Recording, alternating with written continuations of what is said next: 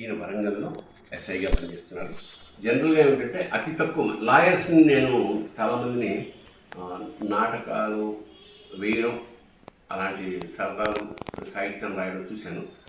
Police డిపార్ట్మెంట్లో ఉంటారు, అస్సలు లేరని కాదు. మాకు రమేష్ గారిని ఆయన నాకు చాలా ఆత్మీయులు, రెగ్యులర్గా నాకు పొయిట్రీ పంపుతుంటారు. మస్తిష్క శకలం అన్న పేరు. అతి తక్కువగా ఉంటారు పోలీస్ డిపార్ట్మెంట్, టైం ఉండకపోవచ్చు. 24/7 they are on duty. So ఇలాంటి కోణం అంటే సాహిత్య కోణం ఉండడం చాలా అరుదు. అలాగా విజయదేశిని తన సాహిత్యాన్ని దాదాపు 100 పోయమ్స్ ఇవన్నీ పుస్తకంగా తీసుకొచ్చారు కాబట్టి ఖచ్చితంగా ఇది ఒకసారి చదివిన తర్వాత మరొకసారి నేను దీని మీద అభిప్రాయం చెప్తాను.